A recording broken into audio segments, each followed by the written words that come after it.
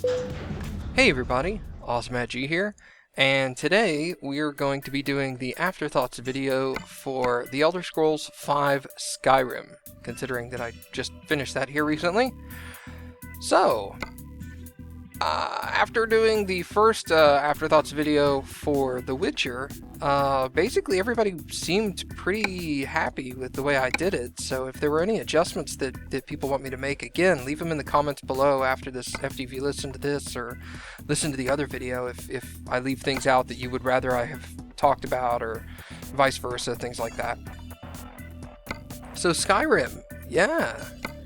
That game went on forever. Oh my god, that game just never ended. Not in a bad way. Kind of in a bad way. It's weird to describe. You know, I've seen people not necessarily on YouTube, maybe one video here or there, but more or less people talking about it in passing, have putting in, you know, thousands of hours into this game. You know, I didn't put in anywhere near that much, because they're putting in, you know, full, complete playthroughs with multiple characters, and I'll be completely honest, the game was amazing, but I don't think I could go back and touch it for quite some time. It's one of those things where, like, I kind of got burned out towards the very, very end of Skyrim, just off of the fact that, gosh, I don't know. To me, it seems like I really enjoy games that are as open as Skyrim, but I think I would have preferred a little, I don't know. Every time I think about something that I want to describe as like, God, it would have been a little less, it would have burned me out a little less if they had made this adjustment here or this adjustment there. I think about it and go, yeah, but that would have totally removed all these features that were awesome. Anyway, the game was amazing. The game was exceptionally well done. The story was really good. I really enjoyed the story, and it's kind of vague when you say, I really enjoyed the story of Skyrim, because you're like, what are you talking about? Are you talking about the Civil War? Are you talking about Alduin? Are you talking about Dragonborn? You know, what are you talking about? Well, I'm talking about all of it. You know, none of the storylines in the game, whether they were for main quests or DLC or side quests or anything like that, none of them felt like they were, I guess the best way to describe it would be shoehorned in. None of them felt like they were put in without a second glance, or not any full thought went into this particular quest or anything like that. There may have been some that some people thought of that way, but I didn't really see them that way. The game has a lot of backstory. I mean, you have 4 other Elder Scrolls games worth of lore to build on, and it carries on exceptionally well. I've never played any of the other Elder Scrolls games. I played, God, what was the one right before Oblivion? That's a very good question. I played another one for like 2 or 3 hours, and I forget which one it was. Let me look it up real quick.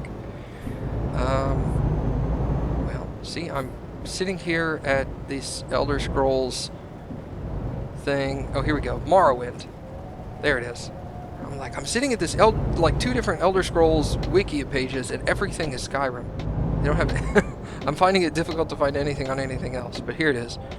I played Morrowind a little for like 3 hours, and I mean, that was roughly a year or 2 after it came out. So what was that, like 2003, 2004, I guess? I played like 2 or 3 hours of it, and at the time, it was overwhelming, so I gave it up. I'm not even gonna lie. I was just like, I played it for a couple hours, and I was like, God, there's no... It was taking into consideration that I played for 2 or 3 hours and that was it. it seemed way too open-ended, at least at the time. And at the time, I hadn't ever played a game that was basically just dropping you in somewhere and saying, okay, go, do stuff. So I powered the game on, and I was all like, what do I do? Where do I go? No, there's no quest givers. There's no storyline. There's no linearness to this. And I was just like, screw it. Like, I wandered off. I, like, got some starter weapons and wandered off and got killed by what at the time seemed to be an enemy that was like max level or something, because it was just like crack and I was dead. And I was all like, well, there goes that game. I'm gonna give up on that thing now. So now that I've played an actual real Elder Scrolls game all the way through, I can see how deep the story is, and I can totally understand how some people are, for lack of a better phrase, obsessed with the lore behind all of this. Like, you'll get people that will do really in-depth explanations about, hey, you didn't get this one thing, and connect it over here and get this reference back to, you know, Elder Scrolls 2, and do all this other, and I'm just like, how do you know all of this? I mean, it's either A, you've played all the games and you're really into all the lore, or B, you looked it up on a Wikia and you know, did that. And I'm just like, I prefer to play all my games blind, obviously.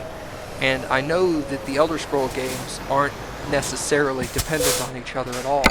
So I wouldn't have had to play through Morrowind or Oblivion to understand what was going on in Skyrim from a fantasy point of view. You know, as long as I know, you know, basic D&D style rules and stuff like that, you should be able to pick everything up just fine. And I did. It was great. But it was my first real foray into a game that was just this open. Like, past a certain relatively early point in the game, you just wander off and do whatever you want. You do it in any order, and it's... I can't really think of another game that does it quite as open as this. You know, you start comparing it to other, you know... I forget... I don't know the correct terminology for this, but the an open world game, let's say, and you're looking at other games that put that title in their game description, and you look at things like Grand Theft Auto, and sure enough, yes, those are open-ended games to an extent. If you're doing storyline quests, there's a very specific order you have to follow. Whereas in Skyrim, there's storyline quests that are in a very specific order you have to follow, like the Civil War storyline or the Alduin storyline. They have to be done in order. But you don't have to do... Frequently in Skyrim, there are times where the game was quote-unquote designed around you doing quests in a particular order, but the game didn't force you to do those quests in that order. So they'll reference things that you may have done, you know, 100 hours prior, and they're talking about it like it happened 5 seconds ago. Or referencing things that have already been completed as though they're still going on. Like, I can remember after completing the Civil War storyline and continuing on through other quest lines, people would refer to the Civil War as though it was still occurring. As though, oh, hey, you know, the, not the Stormcloaks, the other ones, the Imperials? I don't know, the Empire still controls Solitude. I'm like, actually, no, I freed that like 20 episodes ago. So, this is the first game where everything can be done in kind of any order you want. It's not necessarily forcing you to progress a certain distance through the Civil War storyline before doing the Alduin storyline, before doing Dragonborn storyline. So this is the first game I've played that has been that open. in a single player format. Obviously, if you're doing something like an MMO, everything kind of just falls apart at that point. You can't really force anything to go in order there. That's more based on your individual character's progress through the game, not necessarily the real progress through the game, quote unquote. But yeah, everything looked great. I had no real complaints over the graphics. I got a lot of statements at the beginning of playing the game of like, hey, you should try this mod, or hey, you should try this mod. And I'm like, from my point of view, I don't understand the modding community in the aspect of, you know, you've never played the game before, you have no idea what's going on, let's go ahead and modify ways that the game will function, even though you have no idea how that will affect things in the future. There were a certain couple of mods that I used that are completely independent from the functionality of the game as a whole, from the progress through the game, like changing the world map.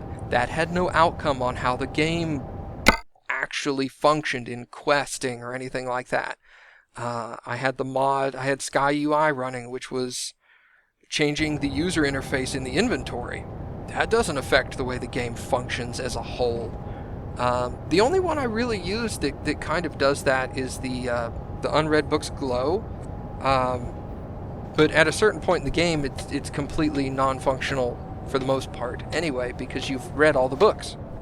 At that point, you just don't see anything glowing anymore. And that certainly doesn't take long. I think I had that like 90% of the books read in like the first 50 episodes or something. And that sounds like a lot, but when you look at 225 episodes or however many there was, I think it's 225, that's pretty quick.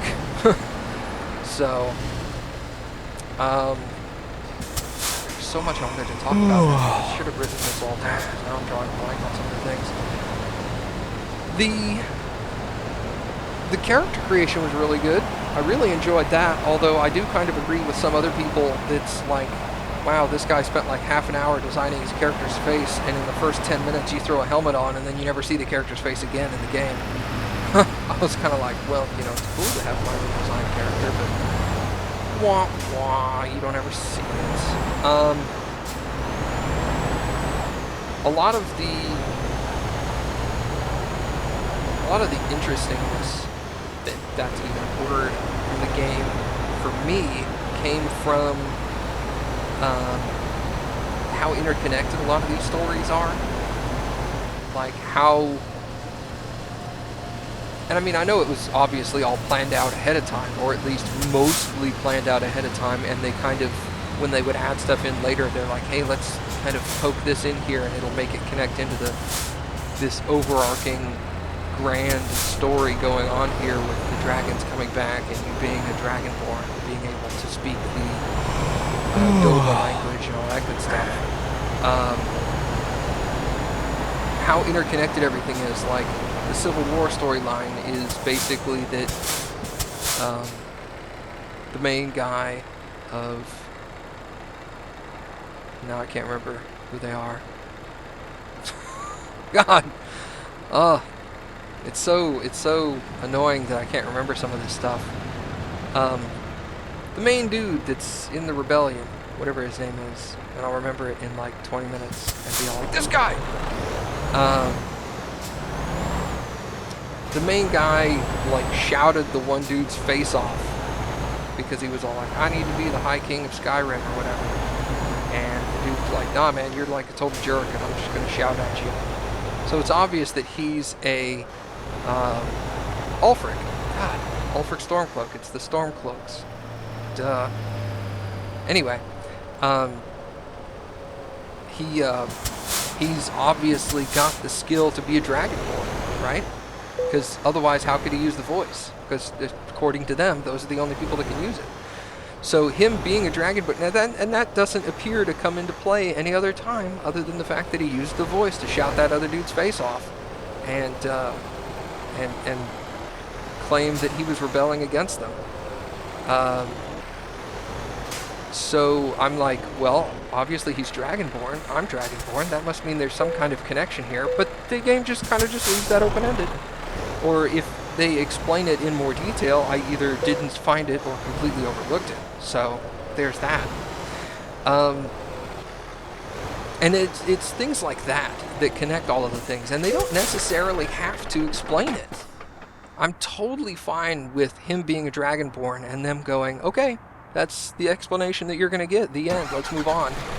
I just like that it's all interconnected, and it feels like one contiguous world, for lack of a better phrase, and it feels really good that they do that, because it makes it feel more solidified as one solid thing. The one thing that I was kind of bothered by was the leveling system. Seemed a little awkward. The thing that bothers me about the leveling system is that you have to, and to a certain extent I like the idea behind using your skills to level them up, because obviously in real life the more you use one-handed weapons, the more efficient you're going to get at using one-handed weapons, or things like that. But having that completely dependent on making your leveling happen is a little awkward in the extent if you're wanting to play one particular character style, it forces you to change. So, like when I initially started playing the game, I was like, okay, I want to be a paladin style character that uses heavy armor, one-handed weapons, a shield, and restoration magic. And that's it. And I was all like, okay, I'll do a little bit of blacksmithing and a little bit of potion making. Not a problem. That's just, me maintaining my own stocks of necessities rather than going out and buying it all. And it made it very awkward at a certain point in the game where I had maxed out heavy armor single-handed, almost maxed out blocking, and had maxed out blacksmithing, and almost maxed out alchemy, and almost maxed out restoration. Not really maxed out restoration. I didn't use it that frequently. I used potions most of the time. But you get my meaning. And then it's like, at that point, you just stop leveling. No more experience for you. That's it. So then I had to start like, okay, now let's completely switch over to the light armor, even though that's not how I want my character to be played. Let's ditch the shield and go to a two-handed weapon, even though that's not how I want to do this. And I had to do that to gain more levels, to get more stamina and health. And I didn't like it. I don't know. I don't know I don't know exactly how they could fix it. Maybe if they made the only way I could think of them making an adjustment to kind of have that not be so dependent on leveling is they make the skill trees dependent on your ability to use that. So when you use single-handed weapons, it gives you points towards unlocking part of the skill tree of single-handed weapons, but not necessarily so dependent on your leveling to obtain more health, magicka, or stamina. Have that done via quests or something, and that I would be okay with, because then they'd be like, well, how can you get how can you be like level 50 or something and have completely zero knowledge in destruction magic, for example? And I would be totally fine with that. If you've lived your entire life being an archer, you're not necessarily going to know how to make or how to cast restoration magic, right? So, or at least not necessarily be proficient at it. You're obviously going to know how to do it because you need to start at quote-unquote level 1. But you're not going to... You could be a level 50 and be a master archer and really good at making poisons and backstabbing and have no earthly idea how to do like area of effect party healing spells. Happens all the time in fantasy games. So I don't know, it felt very, very awkward to me in the aspect of, well, now I have to completely change up my playstyle halfway through the game. And I didn't want to do it. I really didn't. When you saw, I don't know how far that was, but at the point where I switched to light armor and started carrying around a two-handed weapon, I wasn't really having fun with that. I mean, there were a couple of times where I was like, rah, boom, boom, this is awesome. And then I was, I'd be like, 5 minutes later, I'm just like, I'm over it.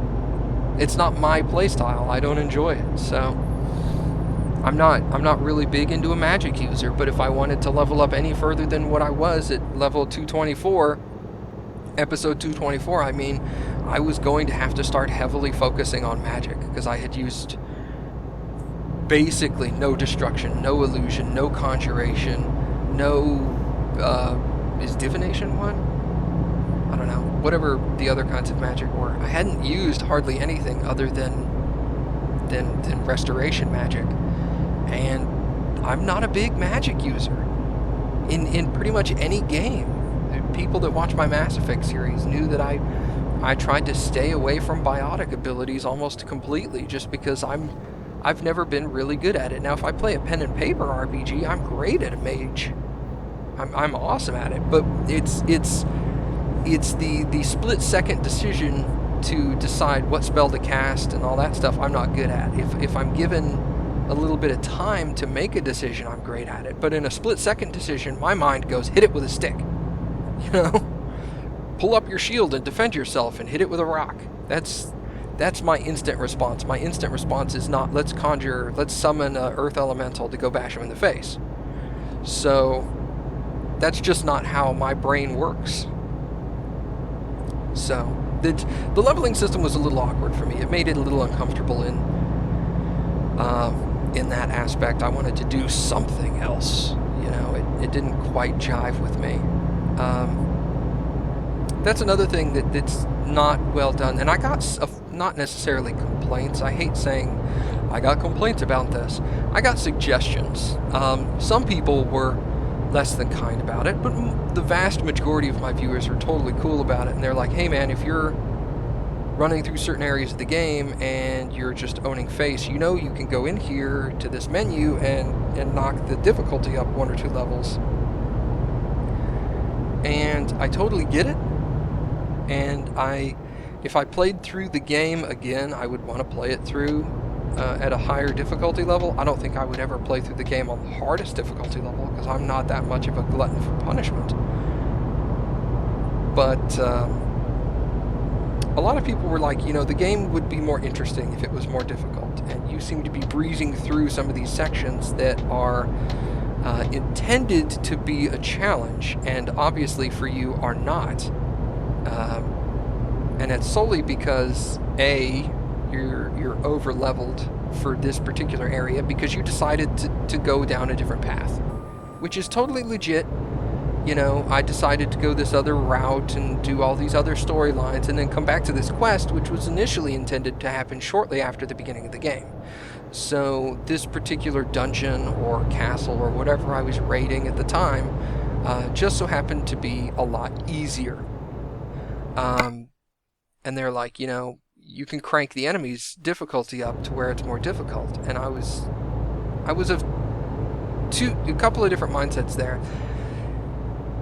And in my opinion, yes, the difficulty should have scaled better.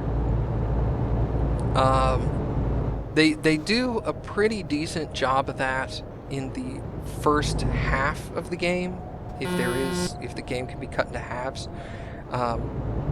As you're leveling for the first chunk of the game, the enemy types change. Instead of having just plain bandits, now you have bandit marauders or bandit captains, or regular trolls turn into cave trolls or frost trolls or whatever, and that's how they deal with some of that. But at a certain point in the game, you basically reach the maximum level, the difficulty that the enemies will go, and then that's it. They don't go any higher, but you're still leveling as you're going, or you're getting better equipment, or you're getting more enchantments. And I'll get to enchantments in a minute. That's something I want to cover. Thank you. Let me write this down real quick. Hold on. Notepad. Enchantments. So yeah, it's they could have done a better job with the enemy scaling, if that was how they had intended it.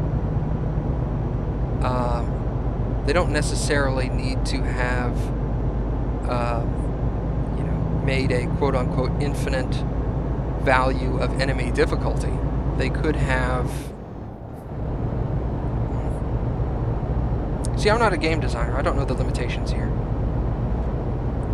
But yeah, the enemy difficulty scaling was a little skewed. But I also looked at it from the aspect of, what if that was intentional, right? The game's basic story here is that you are a Dragonborn, you are a badass warrior that's very rare and comes few and far between, and what if they intended that at a certain point in the game, you are just quote-unquote unstoppable, and maybe that was what they wanted. I don't know. I didn't make the game, so... And I feel that's unlikely, but they could have introduced new enemy types to make it less redundant, I guess, less monotonous to work through, you know, an entire dungeon just full of goblins and what are the dark elves? I forget what they are, but those elves that were like transformed through the caves and now they're like little nasty creature things. I haven't played Skyrim in like a month, so I'm sorry if I'm a little vague on all of the terms here, but I'm sure most of you know what I'm talking about. You know, running through a dungeon that was just fully populated with those towards the end of the game was just a joke, you know? I mean, every once in a while they would throw a particular enemy type at me that was still a little bit of a challenge, and I still died from time to time, but these were supposed to be areas that were going to be, as the game put it, very difficult sections, you know? The NPCs would be talking about how they had sent groups of guards in there and nobody ever returned. Tons of people died and they were masters of their art, and then I would go in with the shield and a mace and just, you know, completely decimate the place. And I can totally understand how some people would look at that and go, God, that's so boring, there's no challenge involved in that. And I totally get it. But either A, they should have done some adjustment to the scaling and the difficulty level there, or that was how it was intended. I mean, I don't know how else that can be adjusted. I mean, everybody's statement is going to be, you can increase the difficulty, but yeah, that's not a good way of addressing that problem. It's not, really. I mean, telling somebody that they get partway through the game and now they need to modify the way the game functions to keep the entertainment value going properly, that's not a good way to do it. It's just not. I don't know what to tell you. Something should have been adjusted in game, in the way the game was designed to make that not a requirement. You shouldn't have to modify the game after it's been started. I mean, I don't know. Maybe that's just my opinion, and I could totally be wrong on this whole thing, but that's the way I look at it. Is you start a game and it should progress the intended way without having to modify the game after it's been begun. So if I start the difficulty level on normal, let's say, like I don't know what the normal difficulty level is in Skyrim, because people would frequently ask me, hey, what difficulty level did you set it at? I didn't set the difficulty level. I don't know. Whatever default is. And if they intend it to keep being difficult all the way through the game, I shouldn't have to go in and modify the difficulty level later. There should be some programming in the game that compensates for my level, my equipment, so that the difficulty of the enemies and the quests, not necessarily the quests, because you can't really modify the dungeons easily, at least not in a game like this, They should modify the enemies and the enemy strengths and stuff like that to compensate for my skill, depending on how difficult they want the game at that particular time. And again, I'm not a game designer, but other games have done it. I don't see how it could be that difficult, you know?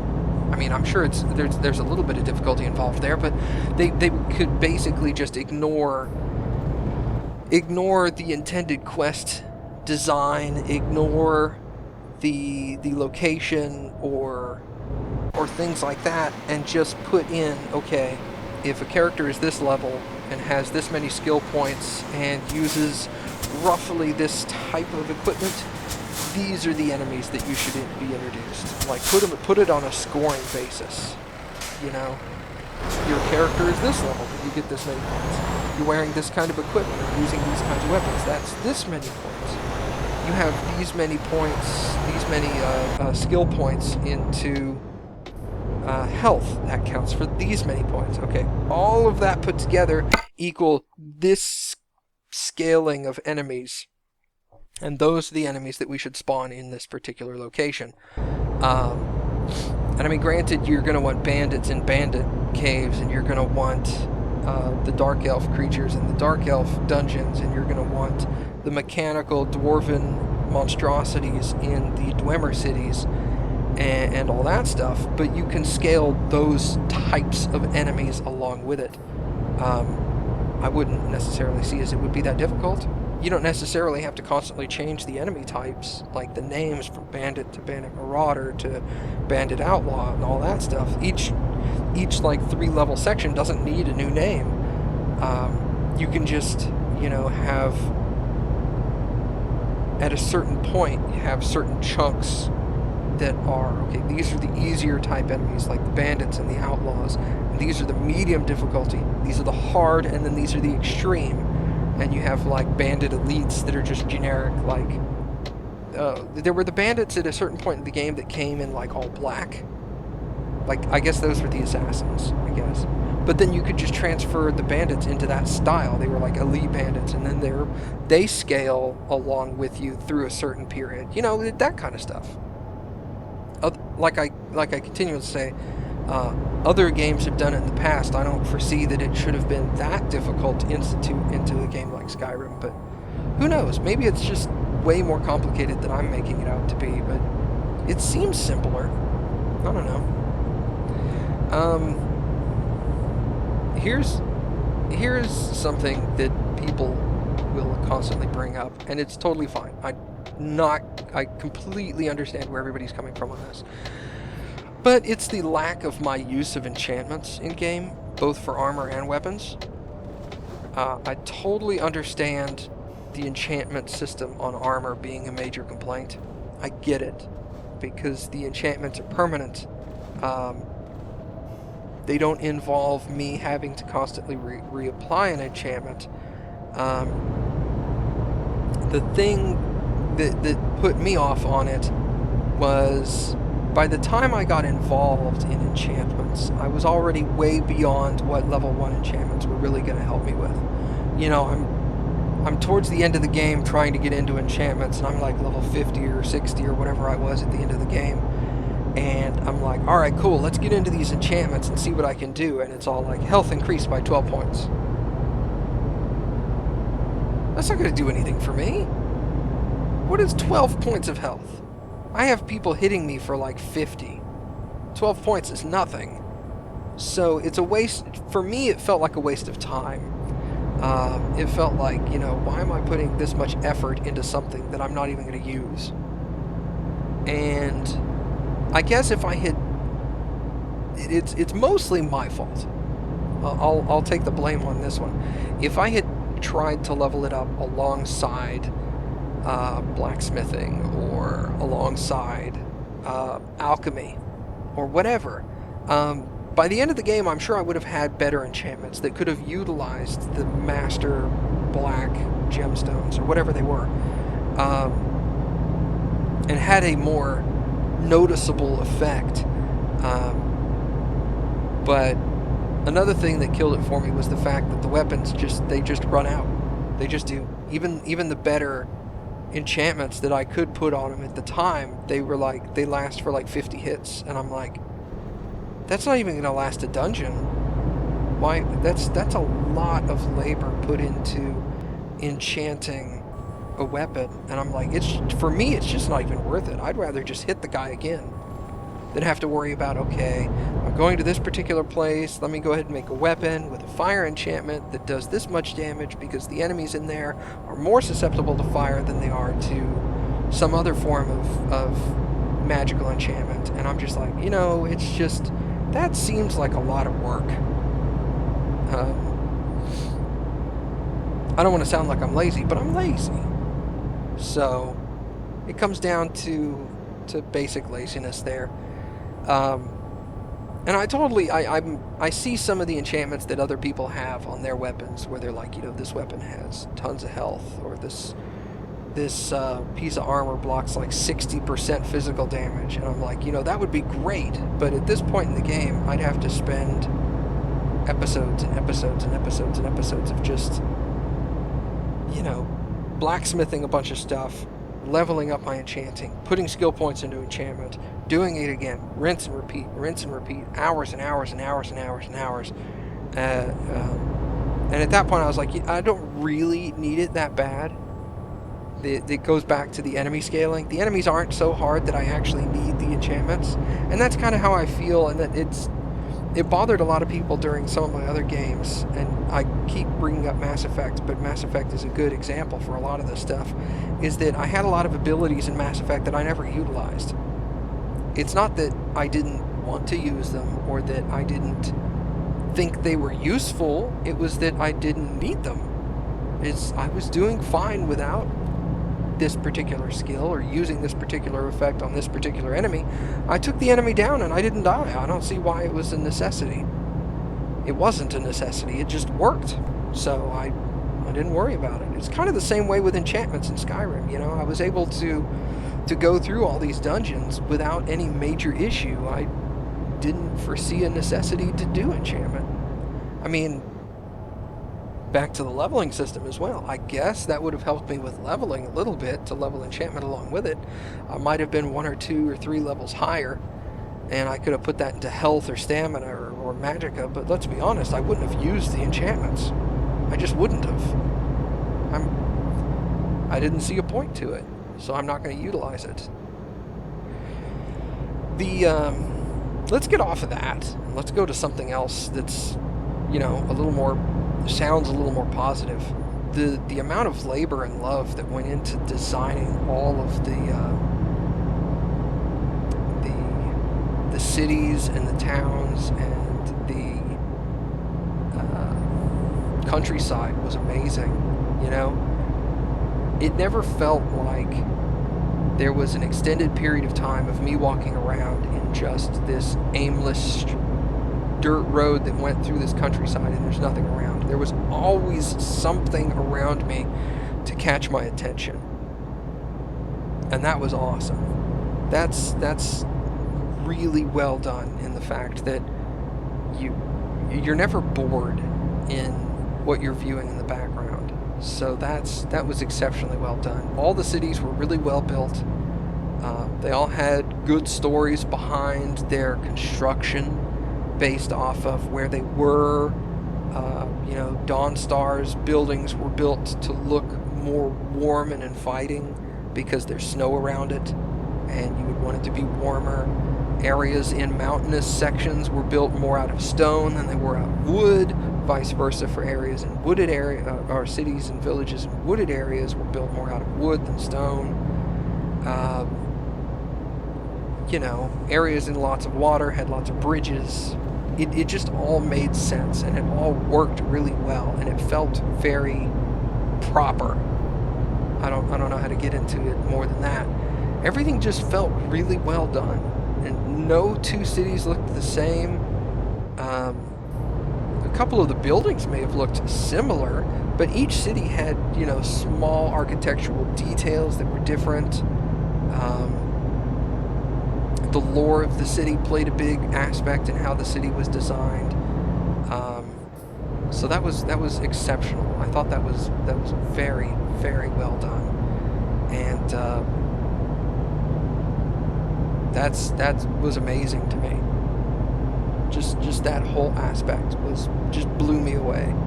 And the fact that you could go to, goodness, I forget the name of the area. The area right north of Riften, south of Windhelm, I guess. That's like the cracked earth kind of sulfur swamp place. It was very strange. That place was amazing. Really loved that. You could go from places to like that to just slightly north of that in Windhelm and Winterhold. It was heavy snow, and over in Dawnstar it started to become more of a watery slush. And then in Solitude it was just kind of mountainous, I guess. And in the southwest you had, what was the city down there? Markarth? Was that I think that was Markarth in the southwest. That was very, very like cliffside waterfalls, dungeony feeling, and that it's just the variety of all of the different areas was just outstanding and amazing. And then of course all through the center of it, it was all basically just flat. With a couple of small mountains here and there, but it was really well done. It blew me away, the amount of detail that went into a place that large, and I can't wait to see what they do in like Elder Scrolls 6, because a couple of people asked me, hey, are you going to go back and play Oblivion, or are you going to go back and play Morrowind, or shoot, for even that, Daggerfall? And I'm like, no, probably not. Let's be honest here. I would probably find myself being bored because I would be constantly making comparisons to Skyrim. And if you go back to something like Morrowind and you're like, the graphics are just so much worse. Now, I might consider playing. I think it's Morrowind that's getting the Skyrim mod that people are building. I might do that. Playing through the Morrowind game in the Skyrim engine, maybe. I wouldn't put it past me. But do I think I would go back and do either Morrowind or Oblivion and do another 225 episodes? I really don't think so. This was all, I've said this in multiple of the final videos of Skyrim, is that I miss it, but I'm really glad it's over. You know what I mean? I look back at it and I go, man, I had so much fun and some good times and all that good stuff, but I'm thankful that I'm done. I was ready to be done. Let's do that. I was ready for it to all be over.